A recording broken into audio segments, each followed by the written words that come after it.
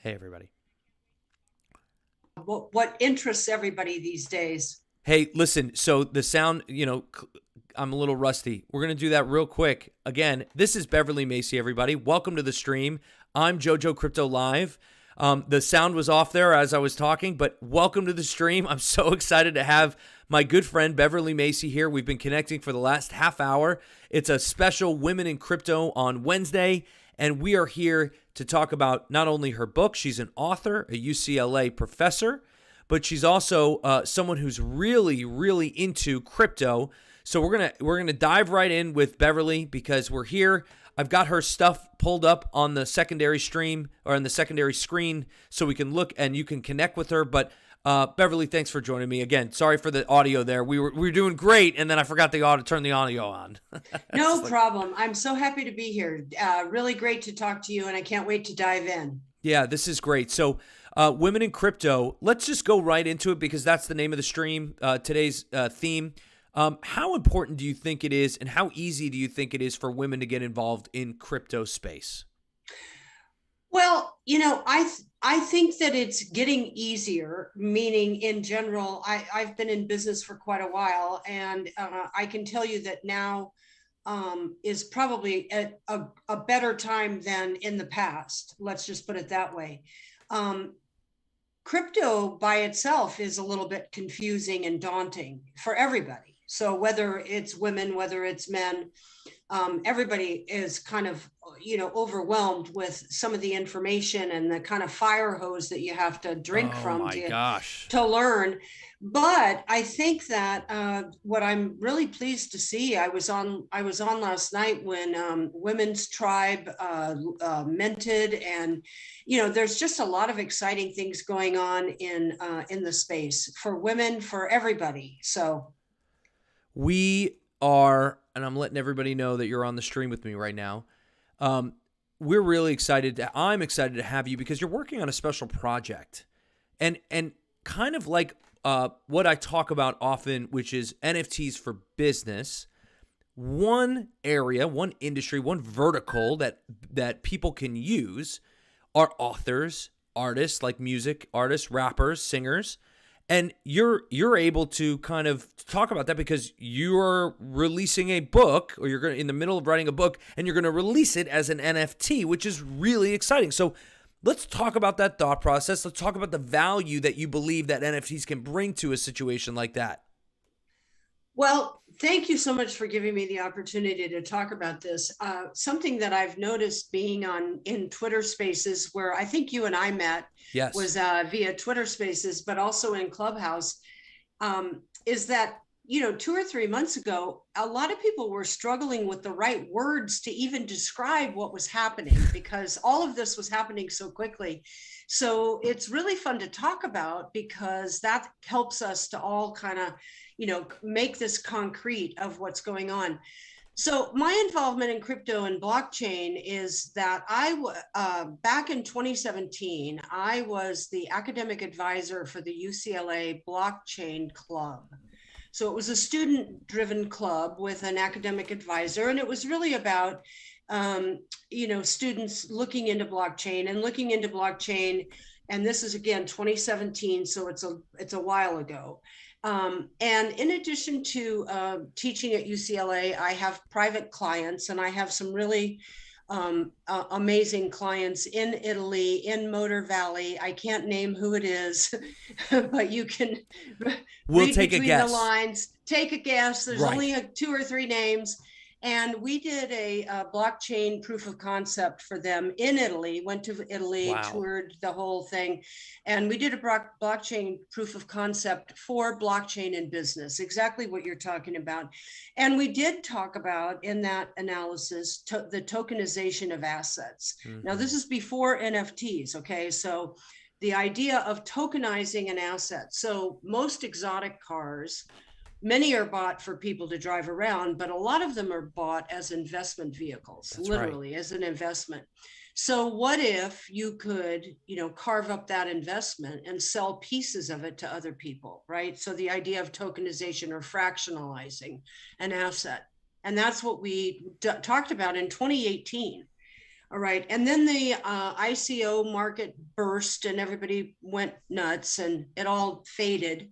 And crypto and, Bitcoin and Ethereum and everything kept progressing. But basically, there was a lull.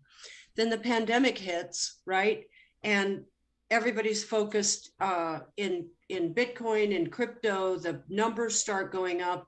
And I think in, March of 2021, when the Beeple artwork was sold and made news, that's really, I think, a moment that in time that just clicked for so many different things. Crypto, the NFT world, all these people coming in, developers, artists, people realizing that Web3, the Metaverse announcement, it all kind of went like dominoes, right? So I was tracking all of that because I had been in the space and just watching it all. And someone asked me if I was going to write another book, and I said, not really. And then I thought, well, maybe I'm an educator. I'm a pretty good explainer.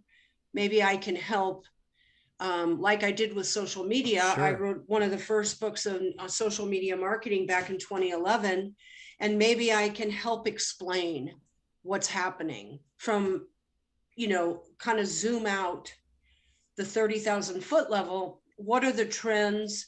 Why is this important for business? Why is this important for the creator economy? And now what we're calling the ownership economy. You brought up a really good point that you're a great explainer. Here's your power of real-time social media marketing for everybody. So you can go on Amazon and go get that from Beverly if you want to learn about, not saying anything negative, but is this outdated? Well, it's really interesting. Yeah, absolutely. The part that's outdated is that we were very naive in 2011, and we thought. Yeah. And by the way, this is a cautionary tale for the NFT space, because Sure. everybody is very, very excited about community building right now and about all the different things. And there's a lot of dolphins and rainbows happening in NFT. A lot of love, lot of giving, and a lot of fun, and yeah. And there was in social media in 2011. And we all know what happened. I said to somebody, if I was going to write another book, it would be WTF, social media, because it just turned into a dark cesspool, right? But I will say this about my book. In this book, in 2011, I was talking about virtual currency. The last part of the book talks about the next phase, and I talk about virtual currency as it relates to gaming. Yes. and buying virtual, at the time, buying within games, right? Yeah. As it related to the gaming industry. Sure. And I also talk about in this book analytics. Nobody was talking about analytics in the beginning of social media. Sure. Nobody was talking about how to measure any of it. So it's outdated in that social media has taken a dark turn, but it's not outdated in terms of strategic thinking.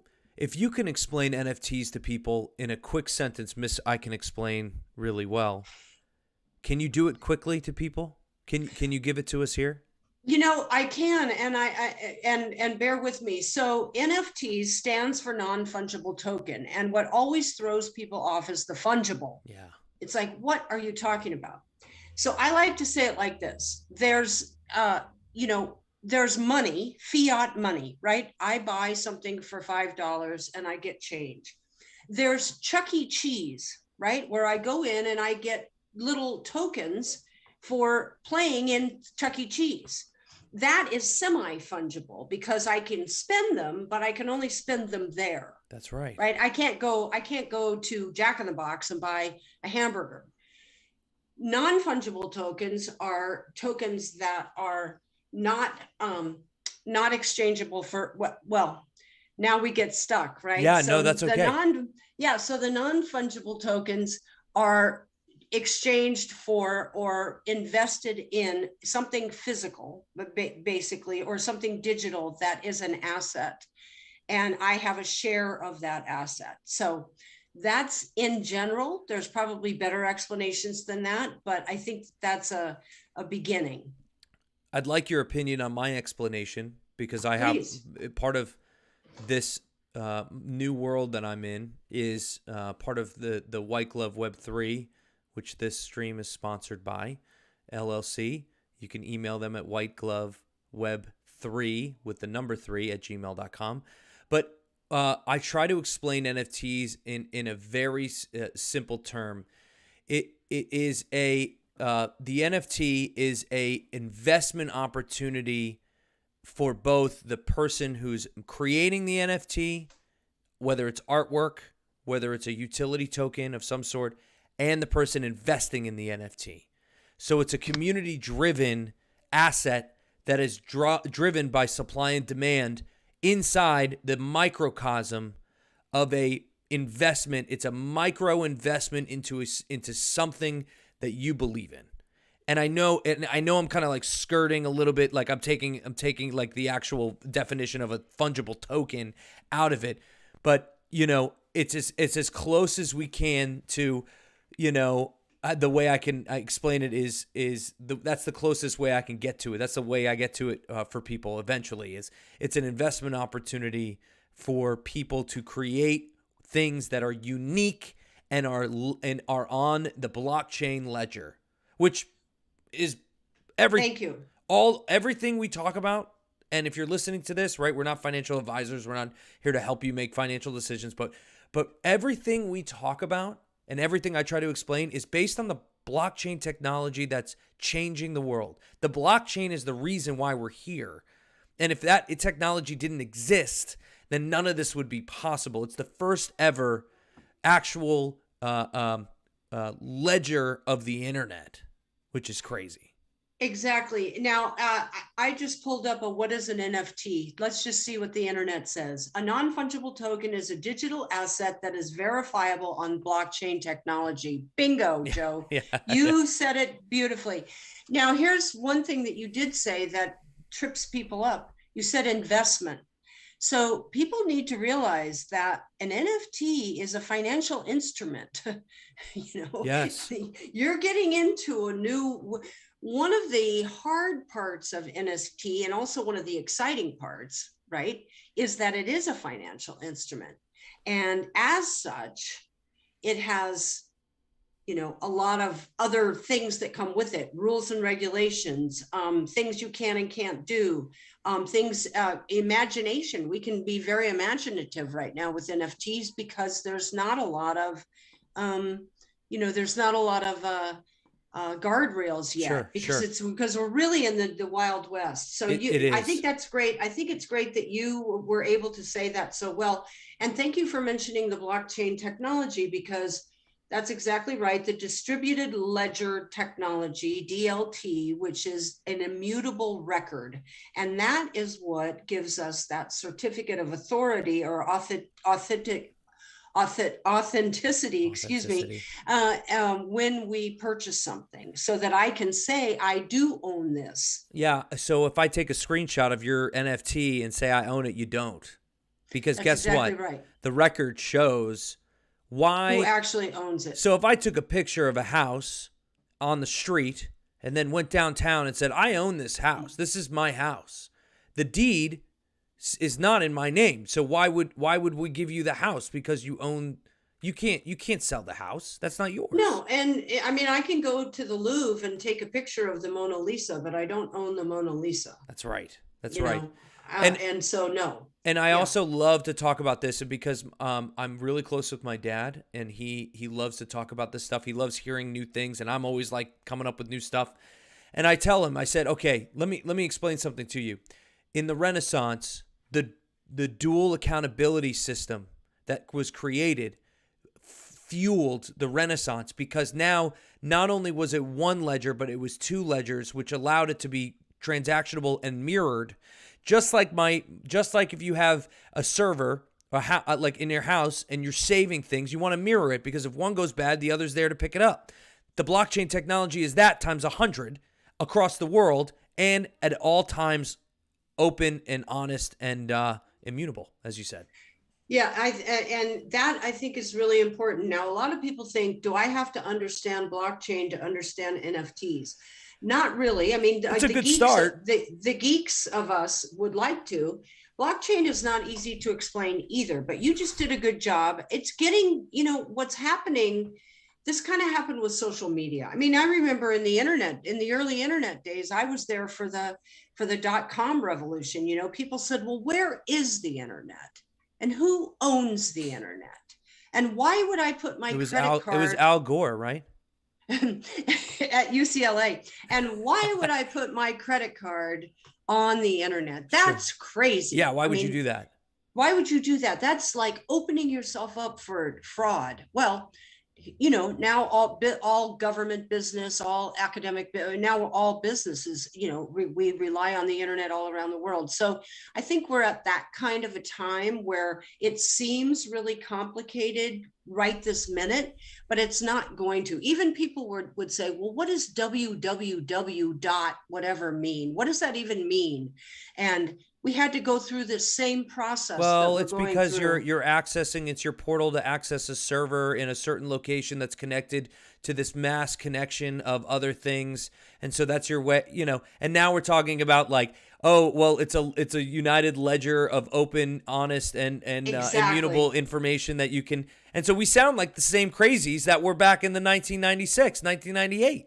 Well, that's pretty much why I'm writing the book that I'm writing, because I'm going to be talking about my career started a lot. I'm in a different demographic than most of the people involved in this great revolution. But I started way back in the days of the PCs. I have an old advertisement from IBM from 1980 that says a computer at home. Imagine that. That's how, that was how long ago that was, right? I'm hoping to make an NFT out of that ad, by the way. So for because my project. Because you own it, right? And it's a physical thing. So I have tickets to the All-Star game from 1996 at Veterans Stadium, and I can NFT that. Is that what you're telling me? Yes. Well, there's still, it's funny because part of my team for my project is an intellectual property attorney. I think it's very important for people to understand that when we're dealing with intellectual property, if it's not something that I created myself today, and it's something from the past, there are still, you got to you got to know the right questions to ask. Yes. And so you do have to find that out. In the case of this ad, what we're trying to track down is the agency that created it. It's even out of business, but we're trying to track it down so that we can find the actual creator. We may not be able to. It's from 1980. Yeah. No, I completely understand. That's amazing. So a good way to say this is if I took a picture as a kid and printed it out and I have that picture, that's mine. I can NFT that. But if I have a piece of a baseball bat that I own, that is not technically mine because I never handmade it. I didn't make that. Well, it's hard to say because baseball bats are kind of a commodity, so to speak. So unless it was a really unusual one. So, I had it was just owned by a baseball player. He gave it to me. I had a long conversation with an intellectual property attorney over what is a copyright, what is a trademark, what is a license. These things, I think we're going to start seeing in the world of NFTs that some of this is going to come up. I mean, we saw Quentin Tarantino tried to NFT a prop from his script, Pulp Fiction. Yeah, from Pulp Fiction, and the studio says they own it. Yeah, Miramax says they own it. Because in the T's and C's, in the terms of service, TOS, in today's vernacular. By the way, I hate that picture. Anyway, that's okay. It's not up. Don't worry. Nobody's seeing that. Okay, good. In the terms of service, everything is owned by the studio. Everything is owned by the studio, and so they're in court. And I think Quentin Tarantino said, "You know what? I'm going to go ahead anyway and NFT this thing. Take me to court." So actually, that'll be good for the market because we need to get some of these things ironed out. Sure. I covered that here on the stream, so you can go back on my stream if anybody's watching and be able to go back and check that out. I talk about it. I kind of play the clip of him saying exactly what we just talked about, but it brings up a really good point. And to me, my mind goes to regulation. And eventually we're going towards this because there's a lot of question marks out there, but there's also a lot of debate, and things can be very questionable. So I'm glad that you're doing the research to help figure out what you can do for that ad. I mean, I love it. It's a great project to go down the road, and let's just go down the road. Let's see how far we can go before we get stopped and said, that's not yours. You don't own it. But you know, it intersects real life and this digital thought process on what is actually yours. That's exactly right. So when I'm putting this book project together that I'm doing, I'm writing a book. The book will be launched as an NFT. It will include music and art. I will be doing a submission for artists probably in the summer. The book will launch at Art Basel or during Art Basel in Miami in December. But it's really interesting putting all this together because I want to have original art, not my art. I'm not an artist. I wanted a couple of original artists. And then we're going to build, they can have an NFT as part of the book.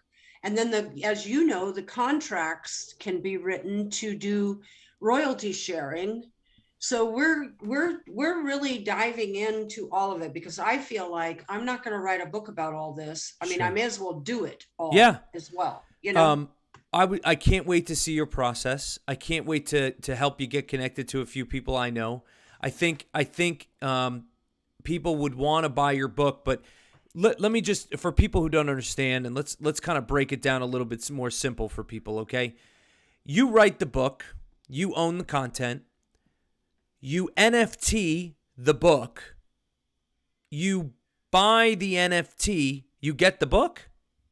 Well, we're working on what that is all gonna mean, I right? know. So It's like, what we're gonna do is there will be probably a very limited number of hard copy books. Okay.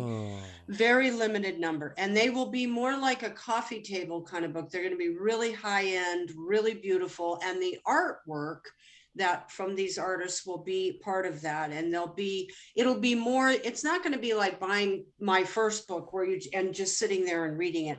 Although it'll be available as a paper, as a soft cover, and also Audible. But for the NFT and probably digital too, right? Yeah, that's what I mean. Yeah. And so for the NFT portion of it, you will be able to come to the launch party during Art Basel in Miami.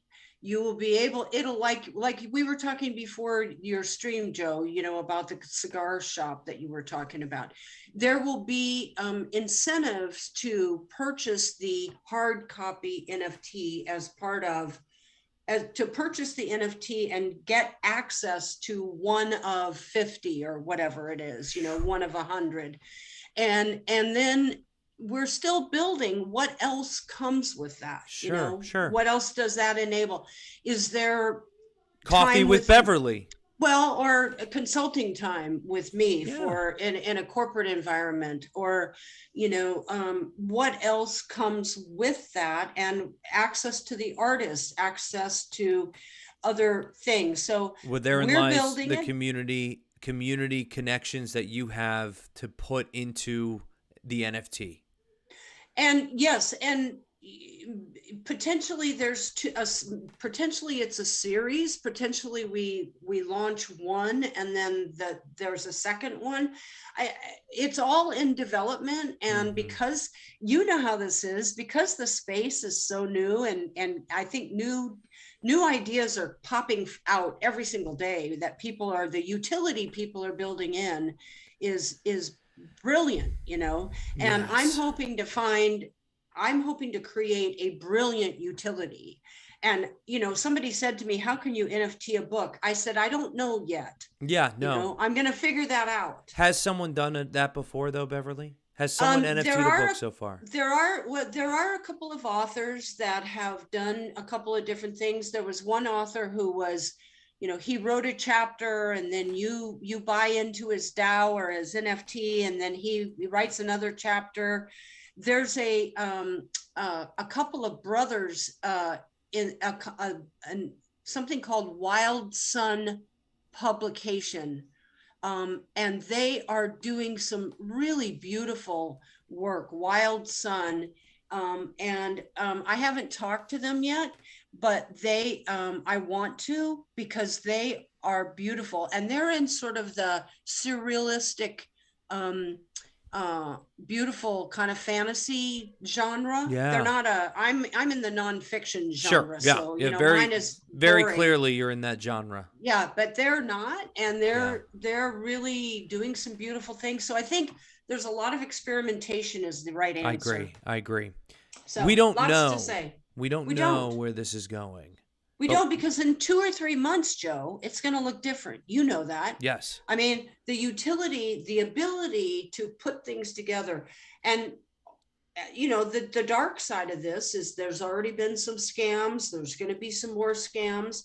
The market will learn from that. And the good news about that is this regulation and guardrails will hopefully emerge, to protect people. Sure.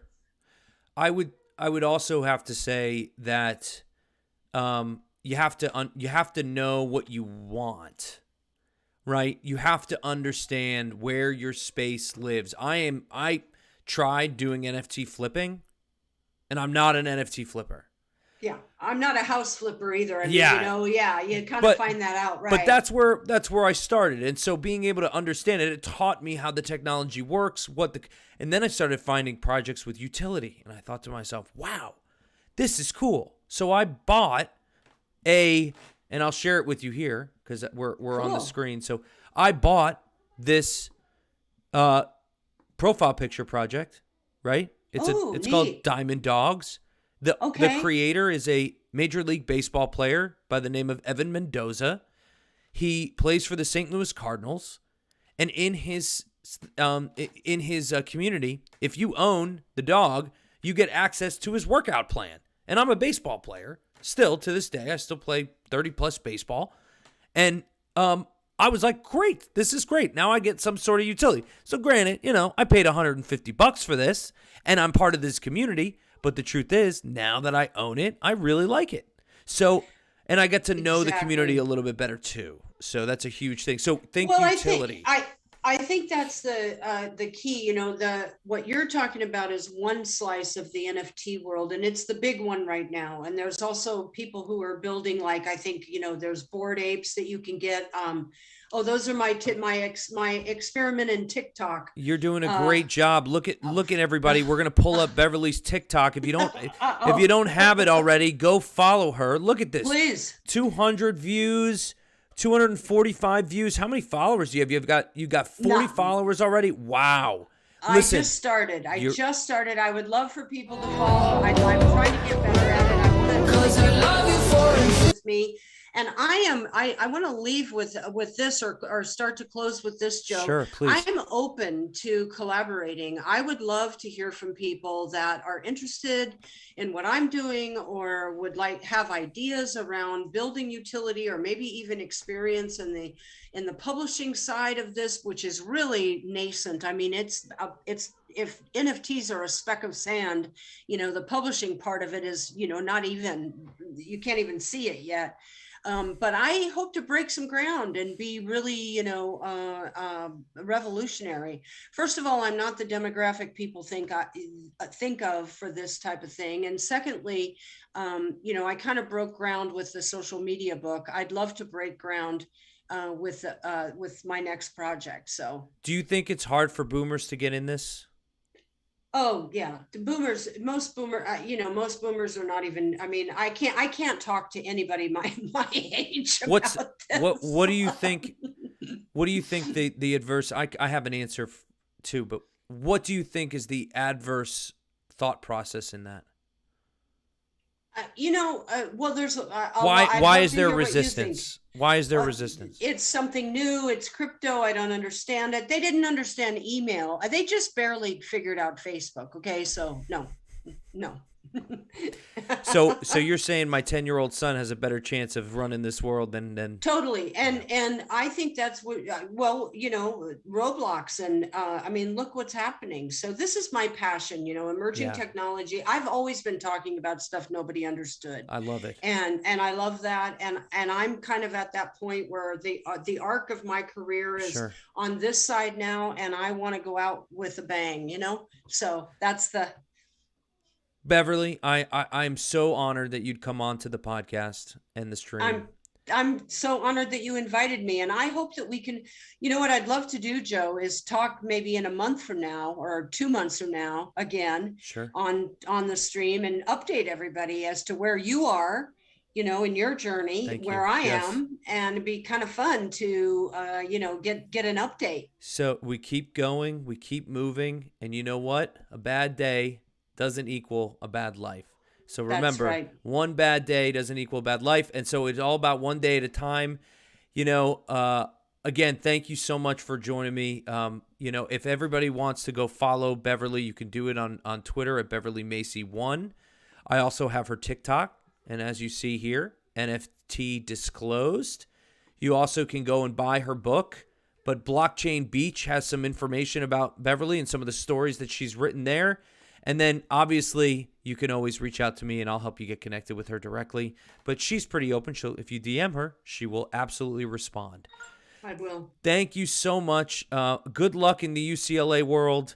What a wonderful opportunity it was for us to talk today. And listen, women in NFTs are strong, and you can see it right here on the JoJo Crypto Live podcast. Thanks, Joe. Thank you so much. Well, Beverly, you stick around for a little bit longer, and we'll hang out. Okay. See, if people owned my NFT, they could stay for the after party. Well, that's the thing. And what I'm trying to figure out, Joe, is in the utility of the book. It really is interesting to think about, because what can you offer? Well, you can offer author time. I can offer, like I say, I'm going to make a rarity part of the actual, there's going to be a version of the book that's going to be really, a one my of vision one right now. Yeah. 1 of 1 or 1 of 50 or 1 of 25 or something like that. That I hope will generate some buzz and also some cash. If you're releasing at Art Basel, mm-hmm. Art Basel in Miami. God, I know I should know that because my friends run that. My one friend hosted an event down there, and this will be during. It's gonna be a real. Close my location and those kinds of things, but we're pulling all this together. Keep going. Sorry. No, I just am. I'm excited to talk about it, and I'm happy we know one another. So yes, I have your email. Do I have an email for you, or just hold on before you give everybody my social security number too? We're gonna say goodbye on the stream itself. But okay. This is we keep going. This is great. You're going to be back. I'm going to have you back in a month. We'll do this. Sounds good. It'll be a monthly thing with Beverly. I think that's a good idea. So everybody have a great night, and I'll see you tomorrow. We got another podcast tomorrow, another stream live. As always, I'm going to help you get through this, and we're going to all learn together. So until next time, we'll see you.